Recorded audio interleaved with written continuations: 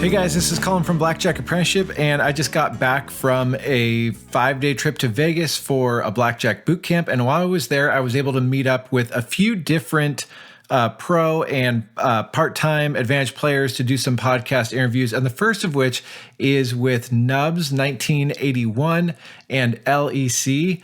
They are high-stakes blackjack players on a team, and there are a couple things that really stuck with me from this interview. One is that they're doing a lot of the exact same stuff I was doing, almost 20 years ago, 18 years ago, just high-stakes blackjack card counting for really good, decent profits. The other thing that stuck with me is how the game has changed, that they're finding new and innovative ways to get in the hours, to be profitable, to deal with all the heat and the countermeasures from casinos, that as the casinos get smarter, so do the advantage players. So without any further ado, here is my interview with Nubs and LEC and special guest co-host SD1. Hey guys, this is Colin from Blackjack Apprenticeship, and I am here with Nubs1981 and LEC and special guest co-host SD1. How's it going, guys? Good. How you doing? Good. So if you don't know, that was Nubs, and you want to introduce yourself, LEC? Yep, good. Glad to be here. And who are you? What's up? SD1. Awesome. So we're here in Vegas putting on boot camp, and these three gentlemen were kind enough to join me to do this podcast interview and hear a bit of Nubs and LEC's story. So let's start out at the beginning. Nubs, you got into advantage play before LEC. How'd you get into it? Yeah, my wife was planning a trip to Vegas, so I said, well, I should probably learn how to play something so I don't lose my shirt. And I was watching the MIT documentary, and I watched that, and I noticed that counting cards really wasn't that hard, or it didn't seem to be that hard. Add and subtract 1, I could do that. So that's what ultimately got me into it. And my first Vegas trip, I went out there with $500. I green chipped. I turned it into 1,000, and I thought I was the cat's ass. And that's the rest is history. Well, I mean, that's how I started, and then I realized, wait a minute, I really don't know what I'm doing, and I went to look up the MIT documentary again. That's when I saw the Holy Rollers documentary, and I wasn't gonna watch it, but I was like, I'll watch it, and I watched that, and then I realized, I'm like, wow, there's a lot to this. So then I eventually signed up with the membership. That was, I think, 2016. Did that, practiced for like a year, had 250 hours of track play, thought I was really good. Then I decided to go to the boot camp, and I found out I really wasn't that good. Okay. And what about you, LEC? How did you get into this? Like a lot of people, I watched 21, the movie, with my dad. I was young. I was probably like 13. And afterwards, I asked my dad if he knew how to play blackjack, and he said he did. And so he pulled out a single deck and started dealing to me. He had no idea how to play. All he knew was hit or stay. There was no doubling, no splitting, nothing. But I was always interested in it, and I bought the DVD and would watch it every few years. And then I don't drink or smoke or anything. So when I turned 21, I was like, oh, the only thing to do is go to the casino, I guess. And I had this idea that I'd go play blackjack, and the tables intimidated me beyond anything, and I wouldn't play. So maybe like a few times, I had gone a handful of times and brought like $20 and never really done anything with it. But one of those times I did end up playing blackjack and lost my $40 instantly. And when I went back to work, some of the guys there asked me if I knew the book, referring to basic strategy, which I started to learn. And then one of the times leaving the casino, I said to my best friend, I was like, you think that card counting stuff works? And I was like, Google it, because I'm driving. And so he looks it up, and the first thing that comes up is Blackjack Apprenticeship. So we sign up for the mini course on the way home and like set up the phone so we can both watch it while I'm driving. And on the way home, I'm like, let's go get a deck of cards. And then it was all over from there. So we tried learning how to count through a deck like that night, and then I got the membership, and he continued to just be a degenerate gambler. But I took it and ran with it. And where did things go from there? At what point did you guys meet? And, going from maybe some initial training to you both came to a boot camp. Nubs, you came in 2018? I think it was November of 2017. 17. Okay. And then I was 2018? yeah, that sounds about right. Maybe 19. Before that, I want to know, did your dad reference the book when he got out the deck of cards? Did he say the book says to do this? No, absolutely not. What does he think now? He for a little while, he had some strategy charts and was learning to count, and he just never has picked it up and really run with it. But he gave me a couple $1,000 in the beginning, and I doubled it and gave it back to him. And he wants to learn. I just think he doesn't have the time for it. So did you tell him he had no idea what he was doing when he first showed you? No, I didn't have the heart to tell him. But I think eventually he might learn and come out and give it a try. Cool. So yeah, where things go from there? You each came to a separate boot camp. We were both in town. There was a couple blackjack related things going on in town. I was actually out with my team. I don't know if you were on a solo trip or what you were doing. I was basically solo trip. There was one of those parties that I got the invite to, and I was in the middle of this like horrific losing streak, and I just felt like I needed to come see some people and play some double deck. And so I came out on my own and was basically playing alone all weekend, but we both happened to be downtown at the same time. Yeah, that was I ended up getting a room for another AP, and as a trade-off, he was my chauffeur for the weekend. And he's the one that knew you. I don't want to mention names. Yeah. But he's the one that knew you, and he ultimately introduced us to each other in downtown Vegas. So you said team. How did that happen? I don't know. That's always been my thought behind blackjack in general, is that one is good and more is better. But that's not always the case. Yeah. I just see it as a long-term business venture. That's the way I look at it. And when did you form a team from when you initially started playing? Early on, I tried to form a team. There's been some hiccups or bumps along the way. I think it was around 2018, 2019 is when we really had a good structured business plan in place.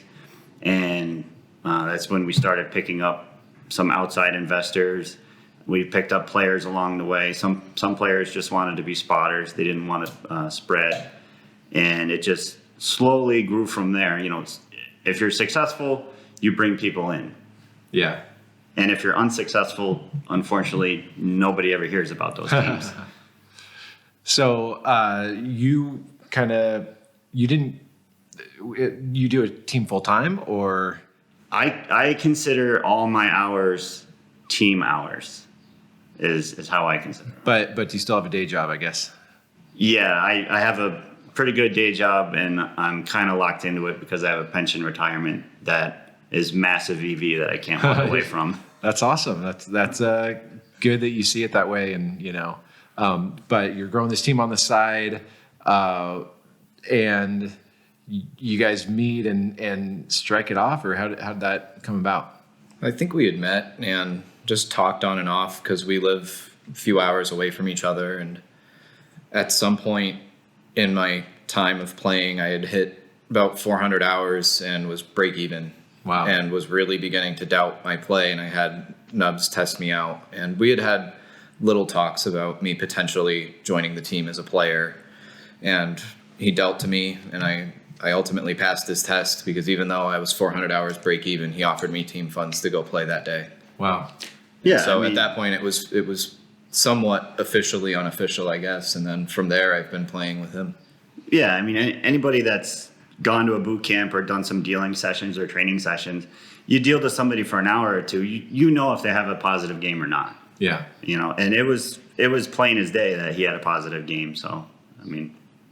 With your other job, so how many hours do you typically put in as a part-timer, quote unquote? As a part-time AP? Yeah. Since 2016, I'm closing in on 2,000 hours. Okay. So Wow. whatever that comes out to. That's not all blackjack. Some of it is some really low EV, simple stuff. That's because my local is 10 minutes from my house. Sure. So I'd like to get more blackjack hours in, but that's becoming more and more difficult. Locally and locally and in Vegas. It's pretty sweaty out here, at least from what I'm used to. Yeah. So, LEC, I'm curious how Blackjack has changed from you going from, I mean, it was a smaller bankroll on your own, and putting in those 400 hours to playing on a larger bankroll as part of a team. Yeah, I mean, when I started, I had a $3,000 bankroll, top bet, 2 hands of 30, eventually became 2 hands of 50, 100, 150. And essentially my first trip with the team, I doubled my stakes overnight, was betting up to 2 hands of 300. And then in those last probably, 100, 150 hours since the 400 hour point, I've been like exclusively black chipping. And it's quite a change. Did that jump make you nervous at all initially, especially because it's team funds? Actually, no. I felt a little better knowing that there are other people out there playing. And, at the end of the day, we're all going to hit our long term and make money. And even if I'm having a losing weekend, like I am right now, the other guys are doing well. Yeah. And we're going to come out ahead. And I felt better knowing that there was a bigger buffer behind my potential ups and downs. Yeah. Yeah, I think a lot of people try to have this binary answer, what's better, a team or playing on your own? And it's like there's pros and cons to either, If you're on a team and it's a lot of dead weight, then you're way better off on your own. Or if you've got the bankroll, the motivation, everything, then, but I've always enjoyed being a part of a team because of what you just described, where they're in it with me if they trust my level of play, which they probably shouldn't have early on. But if they do, then then I've got other people I'm in it with, the highs and the lows and all that. So seems like it's been a good fit. But you also had bet up to, you said 2x150 on your own. So Yeah, I'd done 2 hands of 200 once, and that was the next session I got half shoot at my local. So I'd been doing 2 hands of 150 at my local casino for a long time, and then did 2 hands of 200. Basically, in the span of a week, I did 2 hands of 200. My lifetime win exceeded 10K, and I won like $2,000 several times in a row. Then I got half shoot. So it's like all within like 4 days. So when you joined the team, were you in the positive for your career at that point? Maybe a little. I was basically at that 400-hour break-even mark. So I'm curious, have you adjusted your chart for just units? I have not. I should, though. Because I think that would be really interesting. If you're even, but you kept increasing your betting, you're probably actually up in terms of units. Most likely. I mean, because we're talking about a 5 to 7x jump in top bet from 2 spots of 30 to 2 spots of 150 or 200. It doesn't take a lot. You could lose a fifth as much and lose the same amount of dollars. Yeah. Well, do that with your chart. I'm Yeah. Mess with that at home. There was one time a trip where Ben and I were in Vegas and we lost over 100,000. And I think I've told this story before, but at the same time, a trainee was playing back home and he won the same number of units, but it was like $5,000. Oh yeah. But I did the math and it was like, oh, we just lost, because we're betting 2 spots of, I don't know, 1,500 or whatever. And he's betting a $25 unit. And it was just like, man, that sucks. That sucks. But whatever. What are you gonna do? Anyway, let's move on. Do you have any questions about the team stuff? No, I think with the team with you guys, whenever I hear an opinion on team as opposed to lone wolf, because I was a lone wolf, I was never part of a team. I think the predominant choice that you go with, you tend to lean to, I think this is better. But you were a lone wolf. Yep, the majority of my time. Yeah, and now you're on a team. So Yeah. for your personality, you think you like the team more? I think each has its ups and downs. Yeah. I like being on the team. I like being able to have somebody to call when I get crushed. And although I was doing that all the time anyway, because I was 400 hours break even on my own. Right. So it's calling everybody that would listen. But And Nubs, it was just, you said that you pretty much always kind of wanted the team mentality and you considered all your hours. But so you have maybe in the beginning you played a little bit on your own, but basically you've been like team man. Yeah, I've always wanted to be a team because it's I just from a business perspective, I just see that as long term better than being solo. Now, that may or may not be true. You also have to look at where we're playing in our market. I won't say where, but in our market, unless you have at least 50,000, probably realistically 100,000, I really don't think you have a chance. I mean, the games in our market, for a good game with good pen, you're looking at a $50 minimum or a $100 minimum. And for a newer AP, most of them are coming in probably not with that kind of bankroll. And if they're red chipping in the same market, it's more than likely 8 deck hit 17 with 2 cut off. Yeah, that's a really good point you bring up. I was fortunate. I started with a 50K bankroll, so my price of admission for particular games in the Midwest region and some other regions was I could play the good games still. That's a really good point that you bring up. That's interesting because we were talking yesterday at the boot camp about, at different bankroll sizes, what are the things that, you're trying to think through in terms of a bet spread. And there's a lot of people that are like, oh, with a team, we can bet more. But if it's at the same game and you're splitting the money multiple ways, it doesn't mean you're actually making any more individually. But if it actually opens you up to new markets, or in your situation, the local market kind of demands a certain bankroll size, that's a really good reason to consider teaming up. Actually, how many hours do you have before you were playing as any part of a team, Nubs? I wouldn't know exactly without looking at my data, but maybe 100 hours. Oh, okay. Solo. I thought it was more than that, but I mean, somewhere between 100 and 250. It was somewhere in there. I know my boot camp was at the 250 hour mark, and I was already playing with other people at that point. So somewhere in there, I'd have to look at my chart to know for sure. Did you guys test each other at all in that pre-boot camp team era? I would say no, because like I said, I thought we knew what we were doing. We didn't know what we were doing. Yeah. Hey, I've been there. Okay. So you've actually done something I think that is incredibly unique for, people that I've known or BJ members or whatever. You lost the local market and found a way to have a new era at that local market. You mind telling that story? Yeah, I could tell that story. So I'll refer to this as Nubs 1.0 and Nubs 2.0. So my local market, I played rated there for 300 hours. Everybody knew who I was. All the APs knew who I was, dealers, pit bosses, everybody. And I was backed off 3 times. And it was, every time they'd get you quicker because, they have plate scanners, they have facial recognition software. And it all works very well because other APs have come there, with clean plates, no rating card, no nothing. And they've been backed off by name within a shoe because facial recognition. Wow. So I knew I had to beat that, so to speak, in order to play. I did some research and I figured, well, I always hear people talk about playing in masks. So I looked into that. I spoke with a company in California. The owner of the company was actually very familiar with Advantage Play and apparently has made these for other APs. So he knew exactly what I was up to. So I priced it out. I ordered one. It takes about 6 months to get it. I got it. I was able to get a player's card in a different name. So I said, okay, that's good. So I put it on. I'm looking good. Now I'm Nubs 2.0 at this point. I have the other player's card in the other name.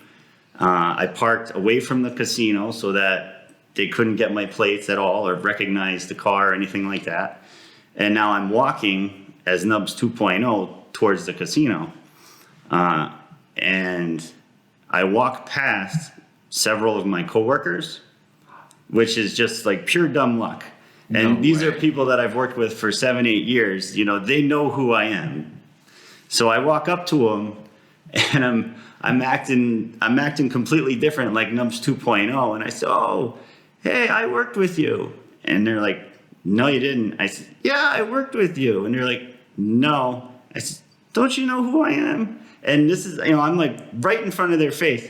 Don't you know me? And no, we don't know who you are. Wow. So then I told them who I was, and they're like, holy cow, that's you under there? I said, yeah, that's me under there. You must be going to the casino. Yes, I am. So, I mean, I can only equate this walking in, I can only equate this to robbing a bank, because now I'm literally walking into the lion's den knowing full well if I'm caught, that's it, I'm done here. Yeah. You know, I'm trespassed and I'm out of here. At least you're not going to prison. Right. Well, I already did check on that. I won't be going to prison. But so I walked in, and they make you pull your COVID mask down, which I had, you know, I did that, which is that's right facial recognition, scanning your face right there, and the temp scanners too. So I was like, well, if I'm going to be picked off, it's going to happen right away. I was able to get through that. I meandered around for like half an hour just to see if security was going to come get me. They didn't. So then I walked over to the table, sat down, gave the player's card. They swiped it. They threw it back to me. They said, good luck, mister, and started playing. That's amazing.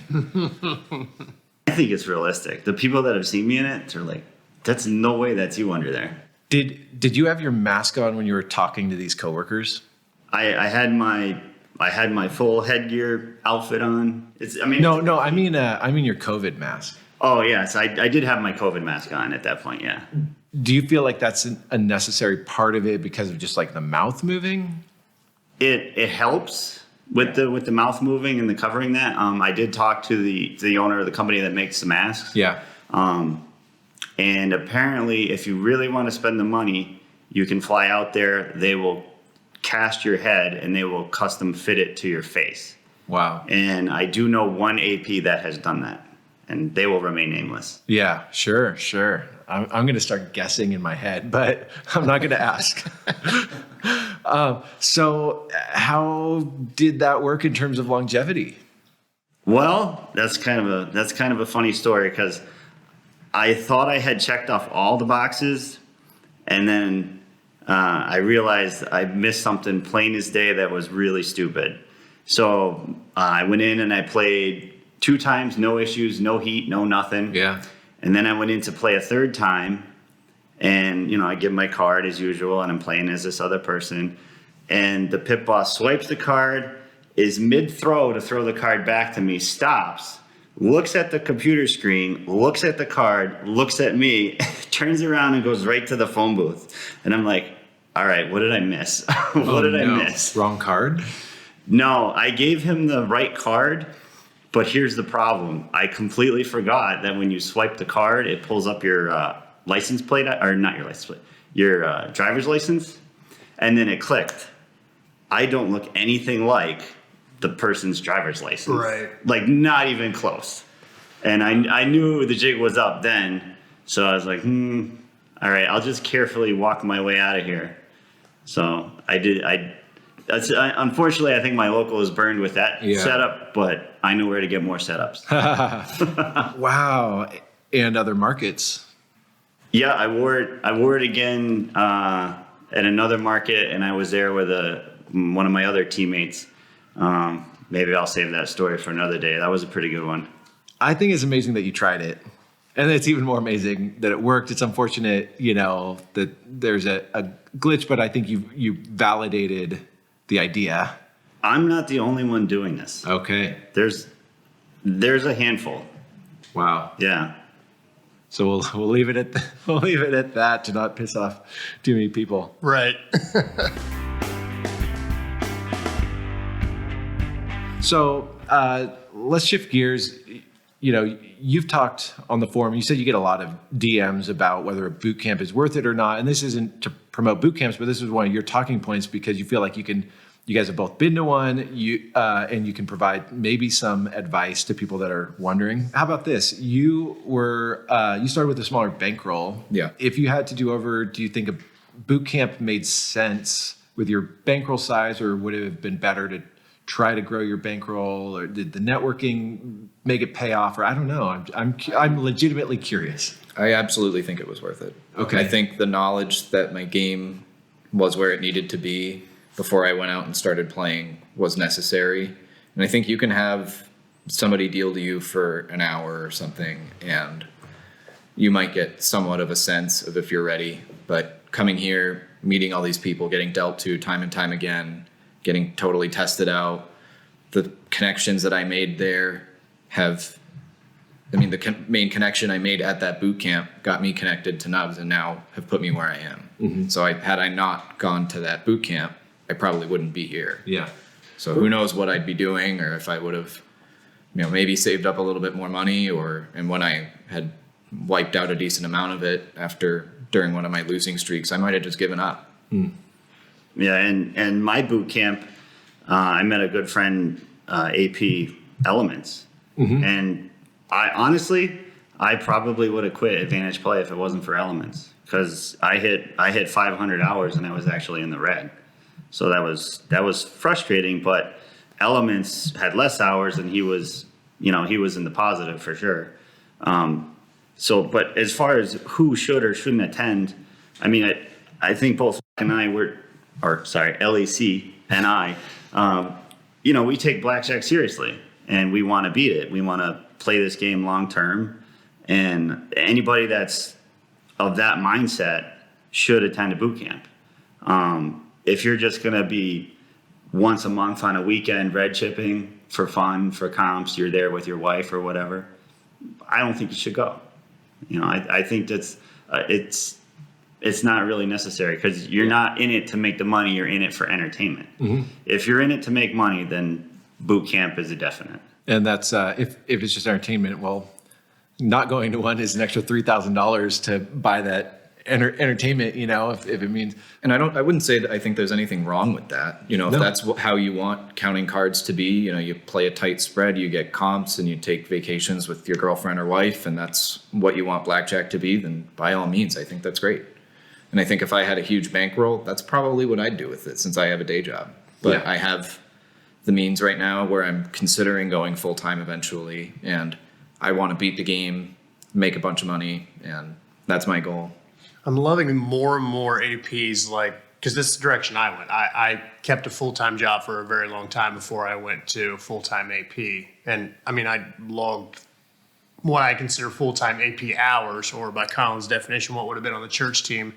But I think it's a really good way to step into the AP world, and it's awesome. Also, in the boot camp thing, so I think your feedback is great, just because whenever I'm asked, obviously I emphatically say, go to a boot camp. You need to. I agree with everything you said, Nubs. But with that small bankroll, that can be a really tough decision. Yeah. And I don't think I ever could really conceptualize that, because I wasn't there. I didn't start off red chipping, or, just I'm older, whatever. I had the money. So it's definitely a different question for me. So even with that small bankroll, you would say, do the boot camp, spend the money. It's worth its weight in gold. The money that I've made from the connections I made there has exceeded my bankroll by far, not just in Blackjack, in some other things that I've learned. And those other AP moves, I've made well over that initial bankroll investment, and the boot camp investment, it's paid for itself time and time over, even with starting on a $3,000 bankroll. So it seems like it really comes down to how serious you are about Advantage Play. That if this is a casual thing, don't drop, $3,000 for it. If you're serious about it, you'll make your money back. That's helpful. There are some people I say, don't do it. You'll have zero bankroll if you do it. Or other people that I could tell they're not that serious about. It's like, well, that's why we've created, membership software and find someone that can test you for a lot less than a boot camp. But if you're serious about it, that's good feedback for me. So moving that to the next level, Nubs, you've been one of the more proactive people in terms of networking. You give back a lot. How do you approach networking, and what advice could you give to others? I think you should just be active on the forum. We all started out as new APs that just happened to hear of card counting, and we just happened to stumble onto Blackjack Apprenticeship. And myself, SD1, and you're seasoned veterans with lots of experience, and you have lots of connections. So how do you get from beginner rookie to seasoned veteran it just starts by being active on the forum and just connecting with people. There was a newer guy that happened to come on the forum. He sent me a message because we were going to be down in his area. Sure, yeah, we'll meet up. Newer guy, being a seasoned guy, well, maybe that's not going to be beneficial to me, but maybe I can help him out. Yeah. Well, it turned out, just by sheer coincidence, this is working out vastly beneficial for the team because he's doing us a favor down there on a different AP play that just happened to come up through Blackjack. Yeah. So I just think you should be active and you should help the new people coming in because you never know what other connections that's going to lead to. Yeah, that's really good. When you said, be active on the forums, I kind of like put two and two together. All three of you guys, when you got into, training or whatever, were very active on the forums. And there are a lot of people I talk to on the phone and they're like, oh, what advice do you have? And I'm like, well, you got to start networking because they're, just learning everything the hard way. And they say, well, how do I do that? And I'm like, well, you got to be active on the forum. And like, well, I read stuff, but I don't post anything. And well, then you have to, you don't have to create a post for every idea you have, but you've got to leave some comments. And I know personally, the people who I see their names regularly and read their comments or their posts, I feel more of a, natural connection. I want to see this person succeed than somebody that I've never seen them post on the forum before. So I think that's really, really good advice. Something to add to that, and you guys are probably getting this, when new people are coming into boot camps, you might meet them there or you connect with them. I still get this from posts I had 5 years ago. They're like, oh, SD1, I read all your posts from 5 years ago. I'm like, holy crap. Yeah. I'm sure you guys are starting to get that too. And like, hey, thank you for what you added. So, I mean, that adds a lot of value to one, passing it forward, but also, obviously, there was, like Colin said, there was an effort there to get connected to people, and it does work. Yeah. I mean, I've gotten those messages, and two, people have also sent me direct messages asking me simple questions, and I'll answer it. But I also finished it with, you should also post that on the forum. Yeah. Because if you don't know it and you're asking me, odds are there's somebody else that doesn't know it. Yeah. And maybe they just don't want to post it on the forum because they don't want to feel silly or whatever. Well, and to take it a step further, there are times where I see someone post something on the forum, and in my mind, I think of the, answer I have, and it's like an obvious answer, but then the discussion goes somewhere that I wasn't expecting, and I learned things quite a bit, like, oh, I hadn't thought of it that way, or, oh, that's interesting, their experience is different than mine. And so even if it's like, you could ask one person, but I tell people post on the forum because then you're going to get a variety of answers and you'll get a more well-rounded response. And I think what you also said about how this, this guy that said, hey, do you want to meet up? And then it worked out to your benefit. There's going to be lots of times where it doesn't work out to your benefit, but you never know. And I can think to our playing days and the small group of people that we knew, and we might say, hey, we're going on a trip to this state, and they'd end up being able to give us some good feedback. And then conversely, we're happy to try to return the favor. So you don't know where it's going to go, and it's worth keeping those opportunities open.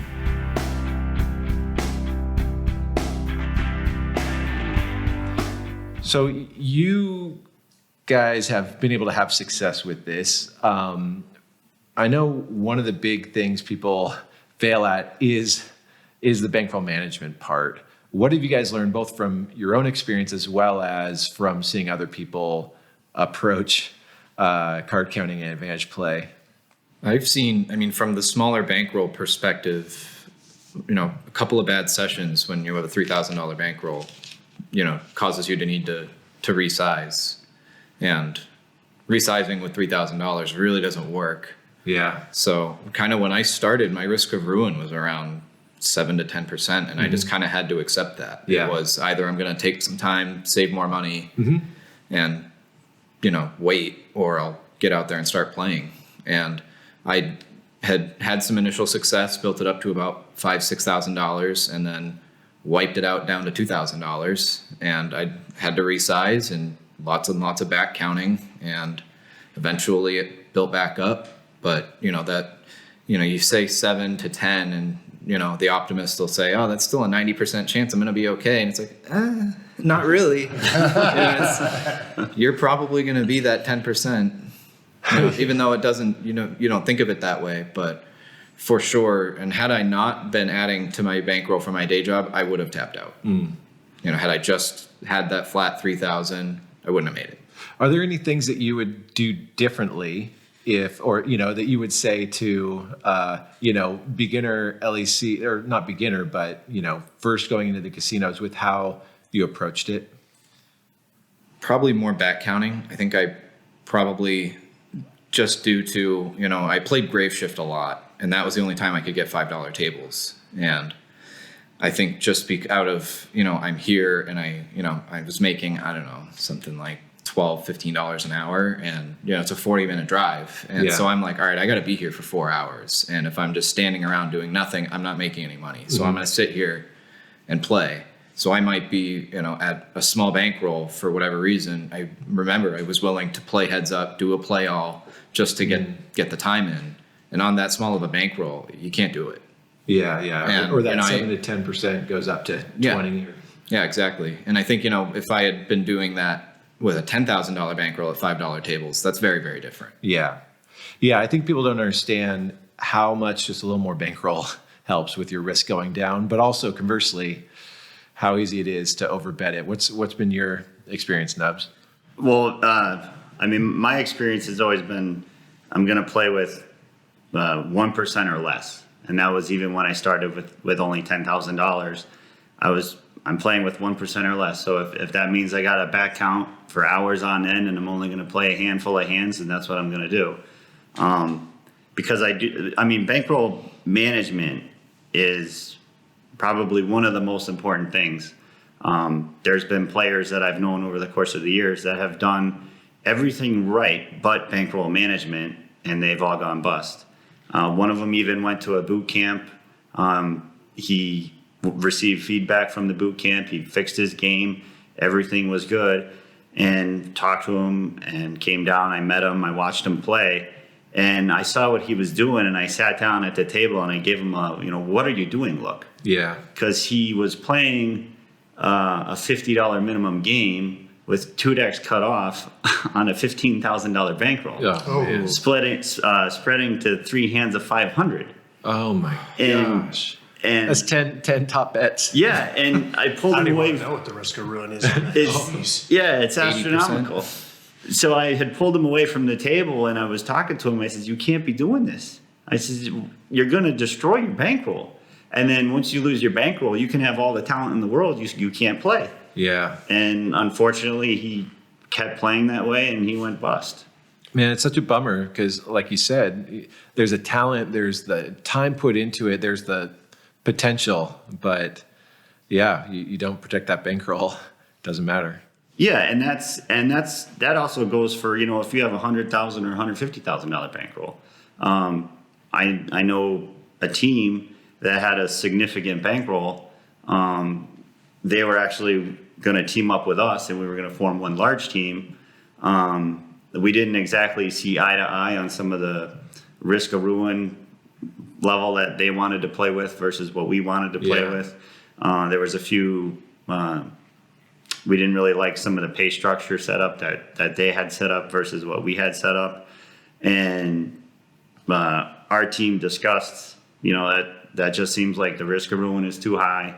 It seems like it's going to fail in the long run. And this was all very good, talented players. I would have nothing but good things to say about these players. Yeah. And, they went their way, they played. We went our way, we played. And the last I talked to them, it didn't work out. Yeah. Unfortunately. I think people plan it all in, it's like in a vacuum. I think about this with economics, economic downturns, it's always something unexpected. No one, you could predict for all these factors, no one's predicting there's going to be a pandemic. Right. Or, or a terrorist attack, or, so it's always something unplanned. And so you have to not only plan in a vacuum, but for the real world that has unforeseen events, whether it's a chunk of bankroll that gets stolen, or people underperforming, or I don't know, just like you don't want to expect those things to happen, but you got to be prepared for the unexpected. Or I just feel like it's kind of like that 10% doesn't feel like 10% in real life. Feels a lot higher than that. Well, if I mean, when you talk about, unfortunately, there's the unexpected things that happen. I mean, this trip that we're on, we thought we were going to be able to get a ton of hours because we're used to playing.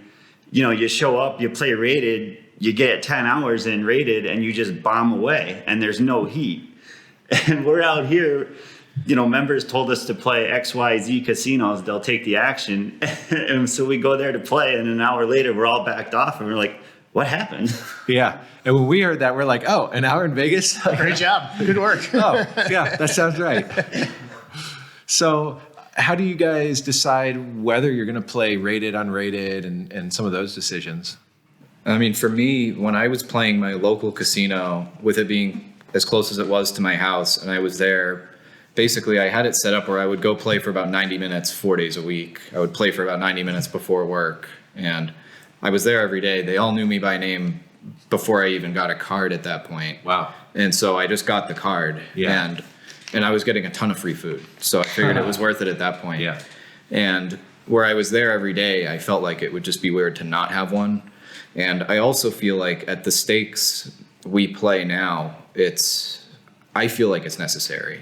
You know, you're either going to go in and be betting black chips exclusively and just playing till they boot you because you're unrated, or you play rated. And I personally think at that level, they're a little more tolerant in my small sample size. And there are some people that may have the complete opposite experience.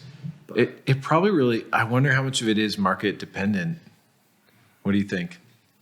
I mean, anybody that's talked to me, I preach unrated play, especially at high. If you're black chipping, like it's even more important to me that I'm unrated. And I've played in a lot of markets. But I mean, this goes back to the individual's choice. And I think that the path that you end up taking and some initial results kind of cement that in your head. I never have had like any issues where I thought I got less time because I played unrated. But, you know, different results, different folks. I was going to say, I also feel like I haven't had problems where I've gotten less time because they had my name or anything. And I'm in OSN. I've been playing rated out here. Yeah. And, you know, and I'm still getting backed off and flat bet. Sure. I think, and it's still, so far it hasn't caused any problems. I got rated at a chain that I had a card at that I'd been flat bet and databased in back in my market, and I got a new card out here and it didn't connect, and I got a host last night. So, And you weren't the only one. yeah, another teammate who had the same problem, same deal.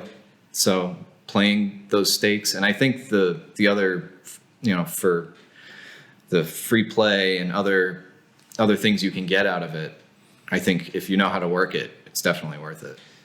we spent like way more time than normal. Yesterday was day one of the boot camp, and towards the last thing is kind of this pro panel where we have about a half a dozen of, full-time pros, where we bring up topics, but there are those ones where there could be different answers to it. And we spent way too much time talking about, rated, unrated, cash out, don't cash out, all this stuff. And at the end of the day, I think you're right, SD1, where who knows? I can remember, me being very cautious to not play rated somewhere where I'd, been backed off at a similar chain or whatever. And then you hit the $10,000 mark and I'm like, well, they've been asking me for a player's card. They have my ID. I'll get it. And nothing happens. Or I remember Ben had been trespassed at a property and he just brought his old player's card and played, won over $20,000 rated as the person who'd been trespassed. Like, I'm not saying do that. I'm just saying you never know what's going to happen. Right. But then other times you have like a terrible experience, because you played rated. It's just really hard to know how a casino is going to react. And there's so many casinos, different shifts, different people in charge. So we can try to give advice or maybe perspective, LEC's perspective and SD1's perspective, but people want this black and white answer, and it doesn't seem like there is one. It's not. It's the same with cash out, no cash out. Everyone's going to have their own thing. Personally, if you get the tap, don't cash out. That's how I feel. I think that's how most people feel. I think that I would agree. Most people would say you get the tap, just walk leave. out. The best cameras are at the cage. Avoid them. There, you guys heard it here. With rated and unrated play, the one part that's black and white with that whole scenario is network and gather intel. Because there's 2 casinos in my market. I will tell you 100% play there unrated. And I will also tell you, if you get trespassed at this one, don't go back to either of them. But if you get trespassed at this one, you can play that one. Yeah, that stuff is so valuable to know. Right. And the only way you're going to know that is through networking with the local APs. Right. There's no other way to know that information. So maybe these casinos you're referencing now aren't the ones that you were talking about earlier, but with the facial recognition, is the facial recognition connected to like OSN, or is it their internal? I believe it's internal. I don't think facial recognition links up with OSN. I think it does with biometric. Bio does. Yeah. But I don't think OSN is. I think, like Joe said yesterday, OSN's more like a blog. It really is. They get your picture and they write a little paragraph and that's it. Well, I guess I'm wondering, you were saying you play at this place and you can still play the other.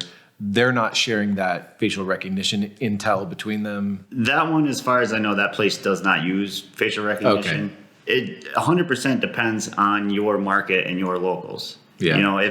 If playing rated at 1, they're going to tolerate the action and not really look at you, then go ahead and play rated. If playing unrated is an immediate red flag, play rated. If playing unrated is perfectly fine and they'll tolerate it, then play unrated.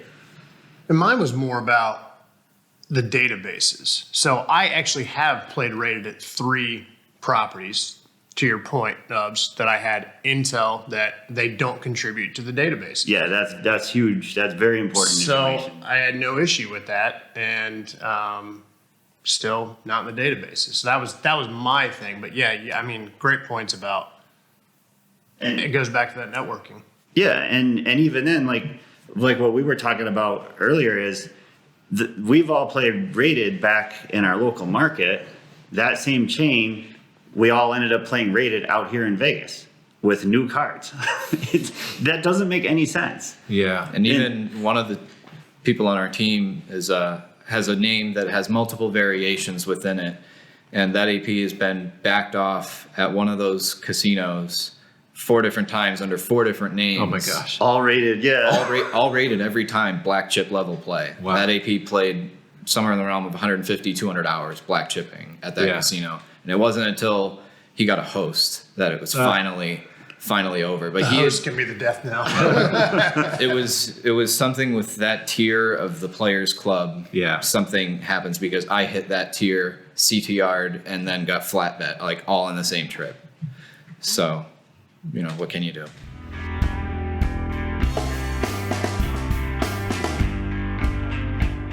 So you guys have gotten into a little bit of other advantage play opportunities. Obviously everything's super hush hush about any of that. Things come and go. People know that hole carding's been a thing for many decades, but no one wants to talk about it. And there are beatable machines and beatable other opportunities.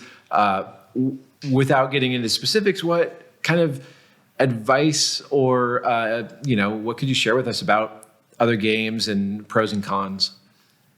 I found that on some of the beatable machines, those are profitable. The EV isn't huge, but what I found is having blackjack play as well as other things on a card that's rated, I think personally may have bought me some longevity in some of those casinos that I was betting fairly high stakes. And then on top of that, getting free play in the form of potentially match plays as well as free slot play, and then learning video poker so you can run the free slot play out at the highest possible value of what it's worth, potentially finding video poker that's worth 99.95%. Yeah. If not, some games are over 100%. And if you learn those games and then can run that free play out on those games, you're getting the complete value of it. And I think that that's huge. So I took the time to learn video poker, only a couple of games because I'm boring and I think video poker's boring. But I learned it. Sorry, Bob Dancer. Sorry about Super exciting stuff. But I learned that for the specific reason of when I'm doing machine-based things and I get free slot play, I'm going to get the full value out Yes. of it. Instead of taking a free bet to the roulette table or blackjack table and just getting 50% or whatever the EV is on it. Yes. So two thoughts that brings to mind for me. One is I've been preaching this for years. If you're going to get some sort of free play, eke out as much EV out of that as you can in the same way we do at the blackjack tables. Whereas a lot of people, it's like, oh, I have this free play. It's kind of like, I don't have to think about EV with this. It's free. It's bonus money. But we don't want to approach any game that way. The other is these other things. I think there's this thought that there's the new secret way to make money. But I mean, when we were counting cards full time, we had friends that were like, "Oh yeah, no, I'm getting into exclusively video poker, or I'm getting into exclusively hole carding, or side bets, or what." Like, I'm talking 15 years ago or further. It really is just, do you want to add more tools to your repertoire, or do you want to stick with being a sniper, an expert at one skill? I also think it's great to have multiple things in my pocket, because sometimes when I'm out there getting crushed at the tables, it's nice to know I can go do something else for a half hour, cool off, go do whatever I got to do, make my way back. I don't have to just go sit in the bathroom and cry and gather myself to go back out and play. I can take some time off and still be making money, generating EV through these other opportunities that are already there. Is that EV part of the team still? So the way it's structured, that bonus EV, if it's in my name and I'm running it out, I put it in for the team as team results. It's worked out with the other players. I've told them, you played rated, you took the risk. If you get free play or something else that's associated, that's your money. You do with it what you want. As far as, since I ran a team, really the way to think about it is, how are you going to bake it into the pay structure? Because it's like, oh, well, the players should always get this, or no, the team should always get this. Well, you're just going to have to adjust the pay one way or the other. If the players get more of the perks, the free play and the comps, well, then they're probably going to get paid a little bit less, up for their cut. Or if the team keeps all of it, then those players also get more of the. So I guess my point is, there's no right answer. It's just going to determine the pay structure and what motivates everybody. I think that's the one concern. Is when someone is able to get quite a bit of value outside of something that benefits the team, you got to have a strong group of people that care about the team, or else, it can divulge into, I know of teams where nobody's playing for the team because, they're doing the thing that directly benefits them immediately. And that could be a bummer. Well, everybody that's actively playing on the team is also an active investor. That's great. So what's good for the individual is also good for the group. Yeah, no, that's brilliant. And that, I would always encourage that or desire that. For the church team, it wasn't always realistic. And, we had people that were super high character, high value that just didn't want to invest. And so we were okay with it, but I much prefer people investing. So I want to go back to these other players. You, Nubs, mentioned there can be maybe some traps to. Yeah, well, with these other plays, so unfortunately I'm stuck doing these other plays at my local. It's good if have a small bankroll. These other plays are good. The EV is low, but the risk and the variance is relatively low. There's no heat associated with it, but at the same time, maybe you're making $15 an hour. And if you got a 6-figure bankroll, do I really want to make $15 an hour? Yeah. And on top of that, you're making $15 an hour doing these other low EV plays, and you look over at the blackjack tables and there's 6 of them empty, and you're like, there's $400 an hour at each one of those tables, and I can't play. Yeah. It's really annoying.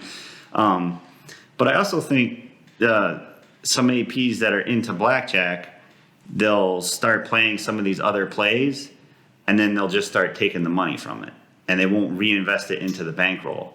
And long term, if you keep reinvesting into the bankroll, the EV on blackjack is going to blow these other plays right out of the water. It's not even going to be close. Like on the trip out here, I haven't even looked at these other plays. It's all I want to do is blackjack out here. That's it. I'm not even going to bother with other plays.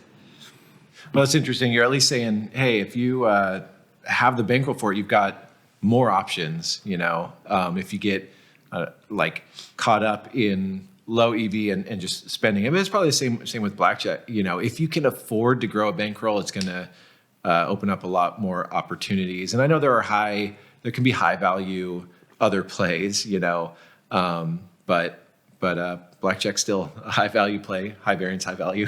High variance. High variance. Speaking of, you guys have both, as have I, as has SD1, all four of us have had losing streaks. And I'll define a losing streak as a gap between all-time highs. It doesn't mean that you're losing every session, but we've all had gaps between all-time highs in the couple hundred hours. And that's pretty miserable. I guess my first question for you guys is, do you think there were any strategic decisions you would make if you had it to do over that would have perhaps limited, like focusing on lower N0 games or being more patient to up your betting? I mean, yeah, that's a little bit playing scared. So maybe not that one. I guess I would just kind of agree with find games that are lower N0. That would have been a good thing to do.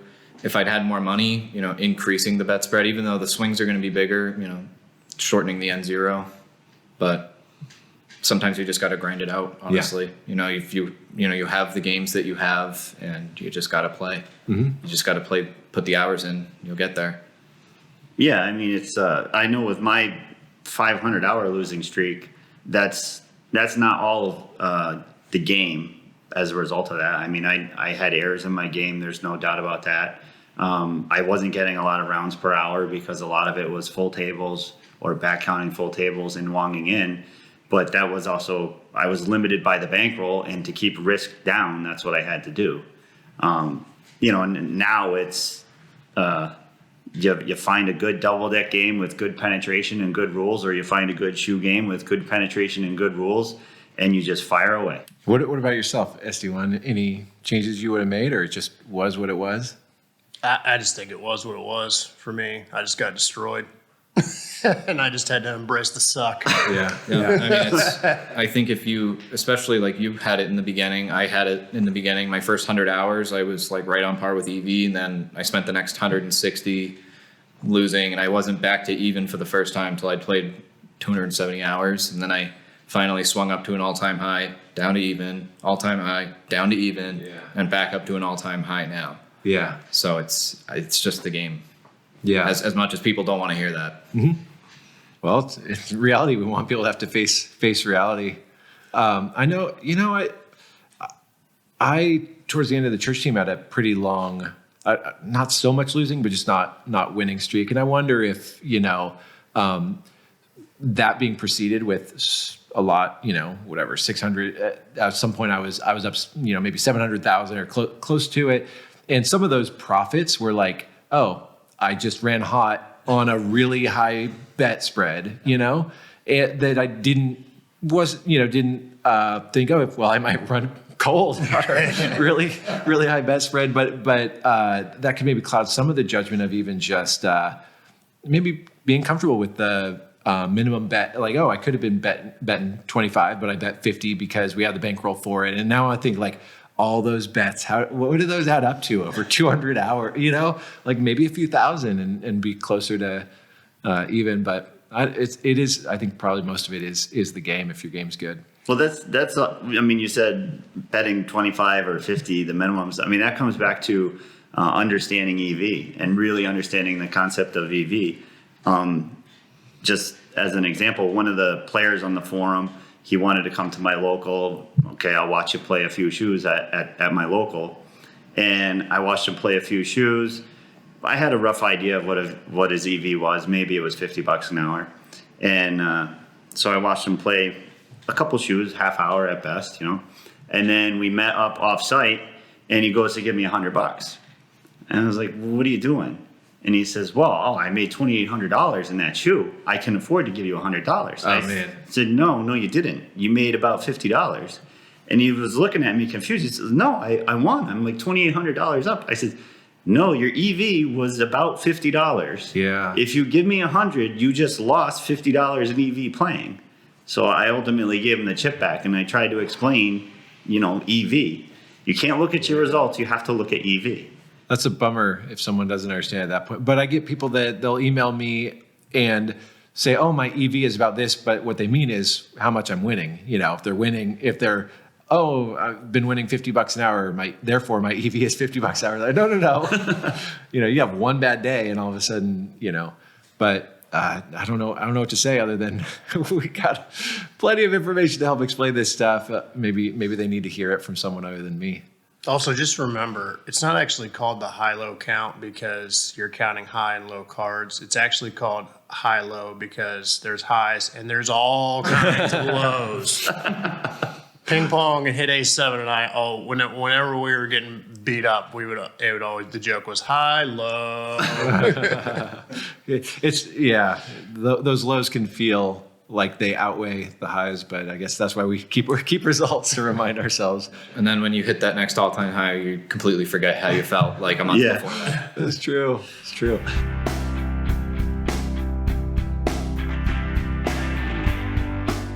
So we're running short on time because we do have a boot camp to run today, but there's a couple more things I want to get to. How have you guys managed the whole chip caching stuff? Actually, my wife and the team manager is out here on the trip with us. And we've been playing, and if we get backed off, come get me. I'm at this casino, pick me up. And okay, what do you have for cash? Here's the chips. Give me the cash. You guys deal with this later. You know, let me go play somewhere else. You know, keep the players playing and then let the other people cash out the chips. Oh, that's really efficient. I like that. It is. Yeah, it's surprisingly difficult to cash out chips out here. I'm definitely not used to that kind of difficulty.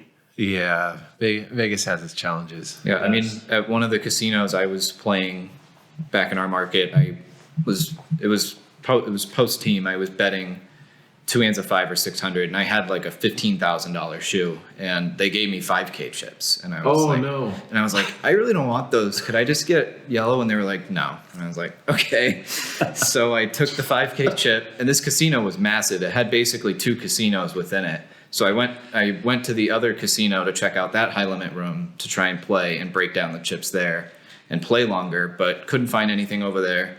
So I went to the cage at this high limit room and handed the 5K chip and was ready for the fight. The guy pulled out a 5-strap, counted it, handed it to me. Oh wow! No ID, nothing. He was like, "Yeah, here you go."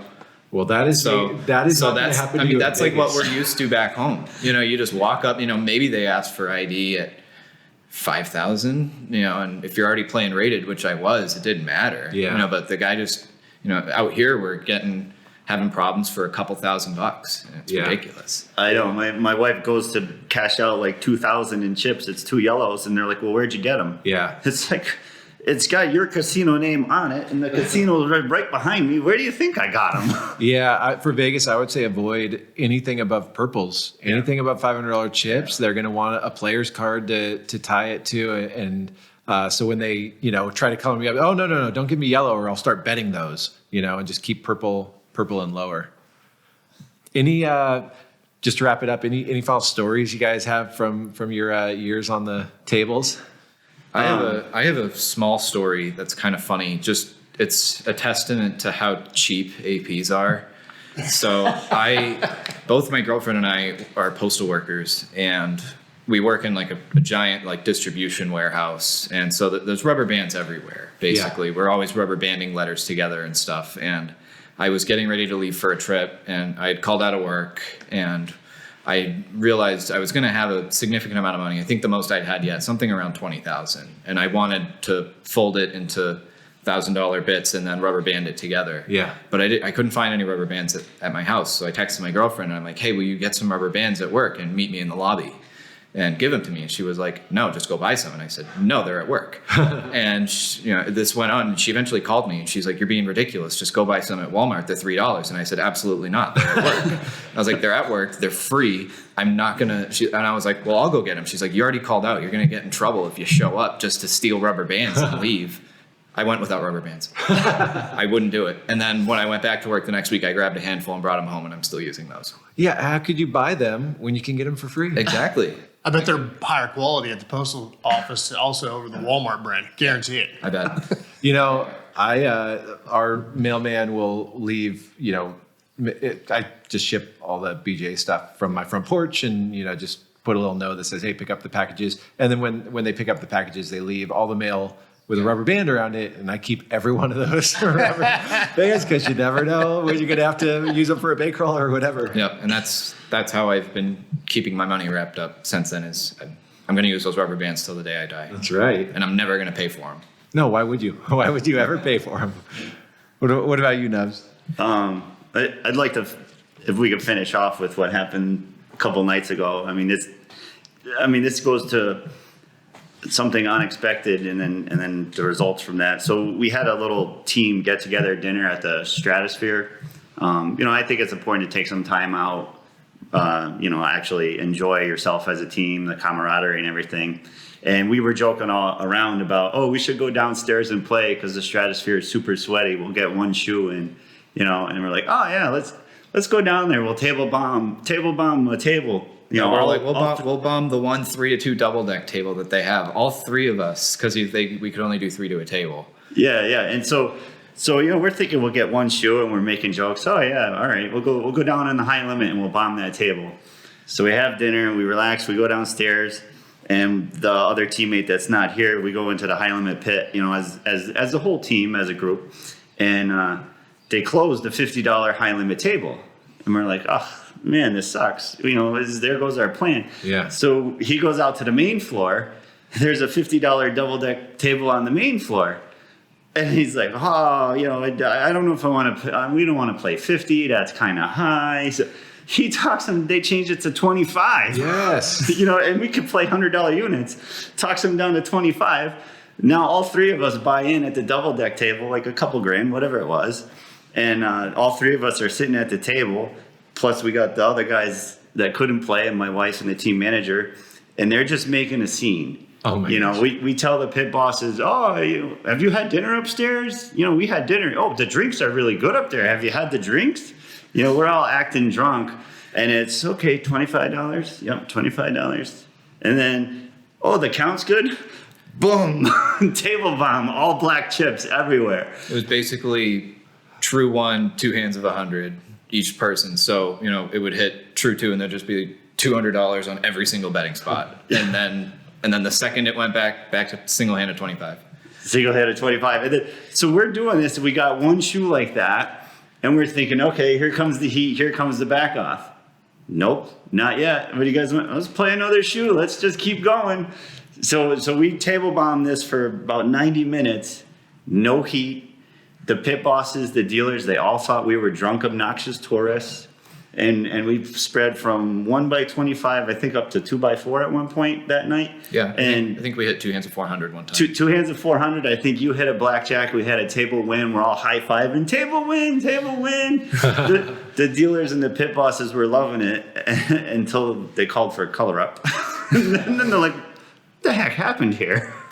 Yeah, that is awesome. I think between all three of us, we took them between 55 and 6,000, something like that. Goes to show you never know what a casino is going to do until you try it. Yeah, you look it up and it says sweat screen action. Yeah. And we just table bombed them with black chips all night. And the best part is, we're playing and we're acting like ploppies. So LEC over here playing third base, he would hit his A7 against a 10, screw up the cards. And of course, Nye would start yelling at him, what'd you do that for?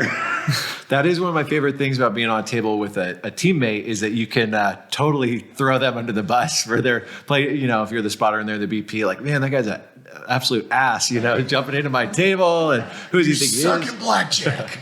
Oh, yeah, we said that a couple times. Yeah, and then you suck at blackjack till you get a blackjack. Then we're like, yeah, we're great at this game. That's awesome. Well, I want to thank you guys, Nubs, LEC, for sharing your story with us, and a special thank you to SD1 for being the co-host. Thanks, guys, for sharing your story. And if you guys have follow-up questions, maybe we could do a chat room or something where you guys hop on and answer. If not, you can ask them in the forum. Yeah. Thanks for having us. I hope you guys enjoyed that podcast.